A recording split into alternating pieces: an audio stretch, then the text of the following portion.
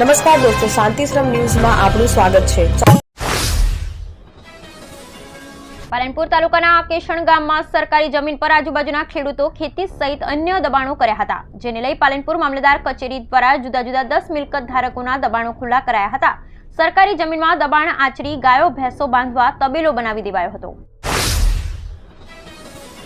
ભાભરના town ફરિયાદી Rathod Manharsinh DL લેબુબા Bhabhar નવાવાળાને ખારા ગામના ચૌધરી નાગજીભાઈ રણછોડભાઈને ઘરકામ અર્થે નાણાંની જરૂરિયાત ઊભી થતા ફરિયાદી જોડેથી ₹5 લાખ પૂરા હાથ ઉછીના લીધા, જે રકમની ઉઘરાણી ફરિયાદીએ વારંવાર કરતા આરોપી ચૌધરી નાગજીભાઈ રણછોડભાઈ ખારાવાળાએ ફરિયાદીને ચેક આપેલ, જે ચેક ફરિયાદી પોતાના ખાતામાં નાખતા ચેક રિટર્ન પરત આવેલ। ત્યારબાદ આ કામના ફરિયાદીએ ચેકના નાણાં ન્યાય મેળવવા માટે ભાભર નામદાર કોર્ટ સમક્ષ વકીલ હર્ષદાર ચૌધરી દ્વારા ફરિયાદ રજૂ કરવામાં આવેલ, જે ફરિયાદ ચાલી જતા તારીખ 2/1/2025ના રોજ ભાભર નામદાર કોર્ટના જજ SP દવેનાઓએ ચેક રિટર્ન કેસમાં આરોપીને ₹10,000નો દંડ અને 2 વર્ષની સજા અને ફરિયાદીને ₹5 લાખ ચૂકવવાનો હુકમ કરેલ અને ફરિયાદીને રકમ ન ચૂકવે તો વધુ 6 માસની સજાનો હુકમ કરેલ। બનાસકાંઠા આરટીઓ કચેરી પાલનપુર ખાતે આજે ગુરુવારે જિલ્લા માર્ગ સપ્તાહ સલામતી સત્તામંડળ પાલનપુર તેમજ જિલ્લા ટ્રાફિક અને સિટી ટ્રાફિક પોલીસ દ્વારા વર્ષ 2025ના માર્ગ સડક સુરક્ષા કાળજીની થીમ સાથે તારીખ 1 થી 31 જાન્યુઆરી 2025 સુધી રોડ સેફટી મંથની ઉજવણી થનાર છે, જેના ભાગરૂપે આજરોજ આરટીઓ કચેરી પાલનપુર ખાતે શુભારંભ કાર્યક્રમ યોજાયો હતો।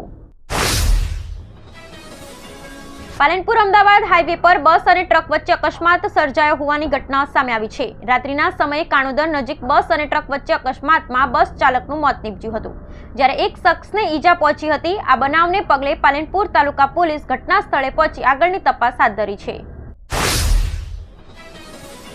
થરાદના ચારડાધામ ખાતે સંત શ્રી રામ લખનદાસ બાપુના 100 વર્ષ પૂરા થતા 251 બોટલથી રક્તતુલા કરવામાં આવી હતી। ચારડા ચિત્રકૂટ ધામે કથાના ત્રીજા દિવસે 20,000થી વધુ શ્રદ્ધાળુઓ ઉમટ્યા હતા। 10,000થી વધુ ભક્તોએ ભોજન લીધું। બનાસકાંઠા પૂર્વ સંસદ પરબતભાઈ પટેલ, વાવ રાણા ગજેન્દ્રસિંહ અને એપીએમસી ચેરમેન શૈલેષભાઈ પટેલે ડિરેક્ટરો સાથે મહાઆરતી કરી હતી।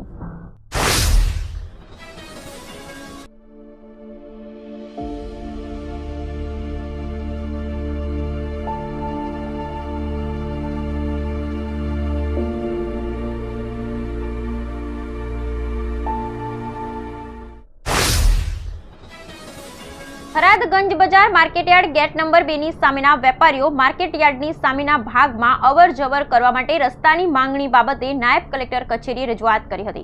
થરાદ ગંજ બજાર માર્કેટયાર્ડ ગેટ નંબર 2ની સામેના વેપારીઓ માર્કેટયાર્ડની સામેના ભાગમાં અવર જવર કરવા માટે રસ્તાની માંગણી કરેલ, જે બાબતને ધ્યાનમાં રાખી પગલાં લેવા માટે વેપારીઓએ ભેગા મળી તમામ વેપારીઓ પ્રાંત ઓફિસે આવી રૂબરૂ રજૂઆત કરેલ હતી।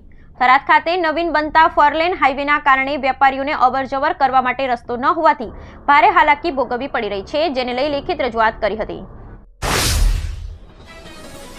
રાજ્યમાં આગામી 8મી જાન્યુઆરીના રોજ પોલીસ કોન્સ્ટેબલ અને પોલીસ સબ ઇન્સ્પેક્ટરની ભરતીને પગલે યુવાઓમાં ઉત્સાહ જોવા મળી રહ્યો છે। પોલીસ વિભાગમાં નોકરી કરવા માટે છેલ્લા ઘણા સમયથી રાત દિવસ મહેનત કરનાર યુવક યુવતીઓ માટે આજરોજ 3 જાન્યુઆરી સુરતના રાદેરે ખાતે જીમખાનામાં રનિંગ સહિતની પ્રેક્ટિસનું આયોજન કરવામાં આવ્યું હતું, જેમાં સુરત સહિત દક્ષિણ ગુજરાતમાંથી 600થી વધુ ઉમેદવારોએ ભાગ લીધો હતો।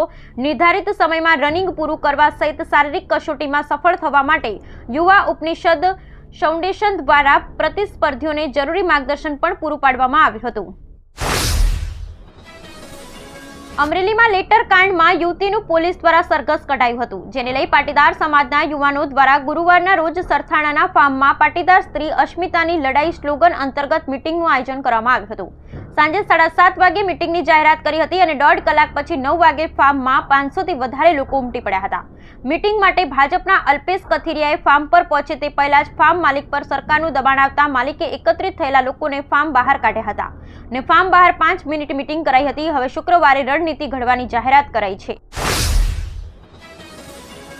આજે એટલે કે 3 જાન્યુઆરીએ દેશની રાજધાની દિલ્હી ધુમ્મસમાં સંતાઈ ગઈ હોય એવા દ્રશ્યો જોવા મળ્યા। જાન્યુઆરીની શરૂઆત થતાં જ દિલ્હીમાં ગાઢ ધુમ્મસનો કહેર જોવા મળી રહ્યો છે।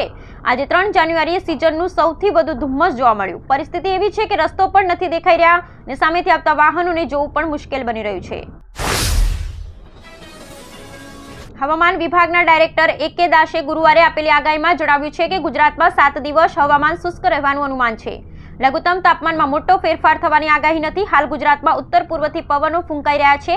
આ સાથે તેમણે જણાવ્યું કે આજે અમદાવાદ અને તેની આસપાસના વિસ્તારોમાં આકાશ સ્વચ્છ રહેવાની શક્યતા છે. જાન્યુઆરી, ફેબ્રુઆરી, માર્ચ મહિનામાં સામાન્ય કરતાં વધારે વરસાદ થવાની આગાહી છે.